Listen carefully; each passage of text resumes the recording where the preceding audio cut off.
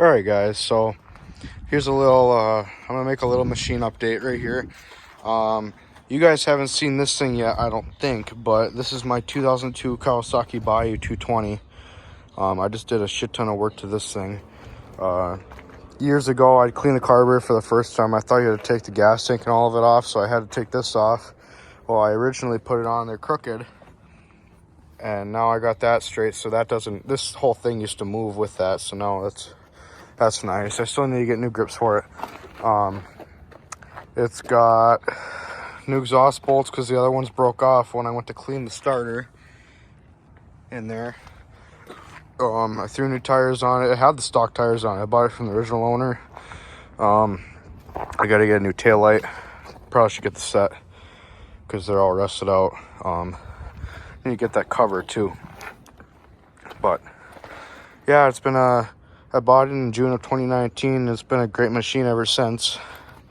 So, and you guys haven't seen this thing either. This is my 1999 Polaris Sportsman 335 that I converted to a 500. This thing has been a pile of work too.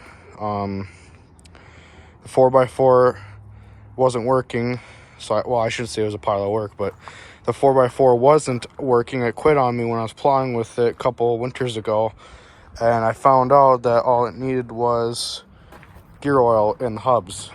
So I put some gear oil in there, and now the 4x4 works and it runs and it drives nice. And I just need to get some new front tires, some mud boggers like the back, and new brake pads, and a new pin for up in the speedometer here. But that's good to go. And you guys haven't seen this thing either. This is a 1997 Yamaha Timberwolf 250 4x4. I picked this thing up a couple weeks ago for 150 bucks.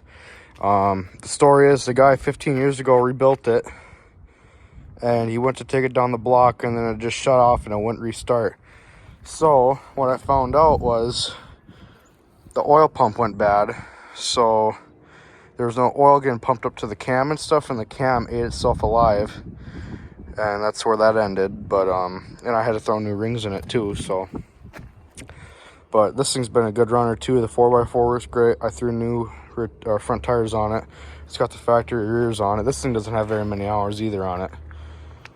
It came with the original owner's manual even. I just need to, all this thing really needs now is the front brake lever and the actual choke lever, not the piece of copper pipe bent and shaped into it. But yeah, it runs good. I'll do a startup video, or I'll do a startup after I show you this beast over here.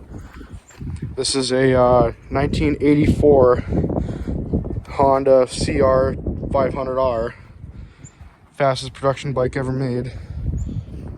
I can't start this thing. I'll break my leg. I've already tried starting it. Won't run because I can't start it. I can't get it past the compression stroke, but yeah. And I got one more bike in here. This is my 2002 Honda CR80R that I completely restored.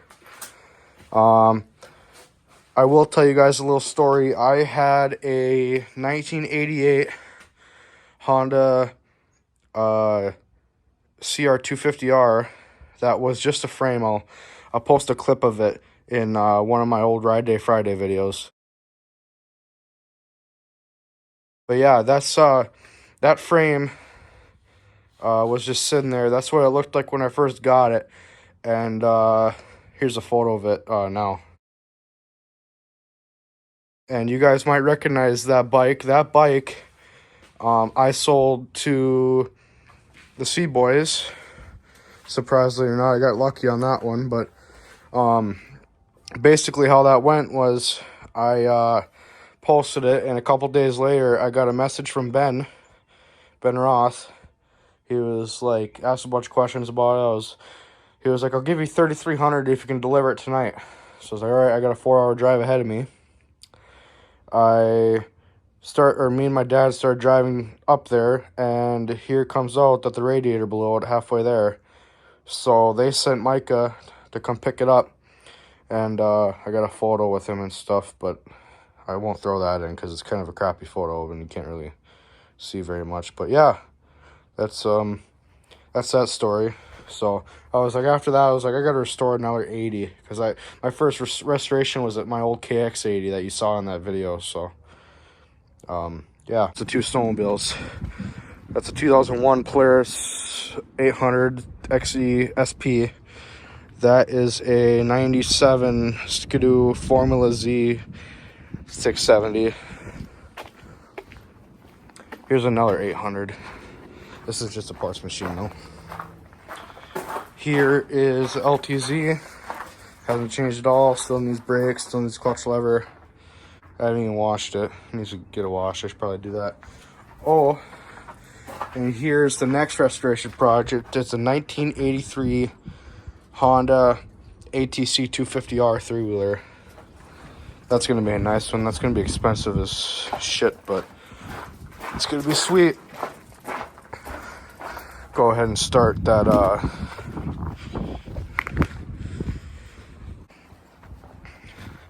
The Bayou just got this new starter clean, so it fires right up now.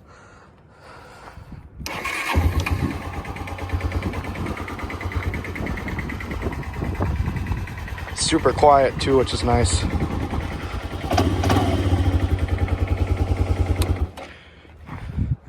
This thing's super quiet, not too. This thing doesn't have a pull start on it, which kind of sucks, so I might throw one on it.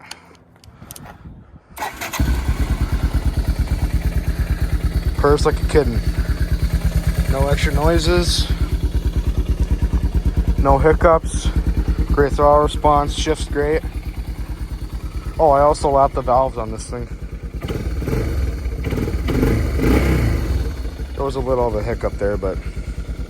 Oh, and this needs a new ignition switch. Time for the loud Polaris. It knocks, I don't know why, but...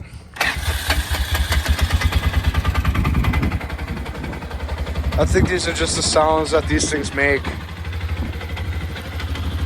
But...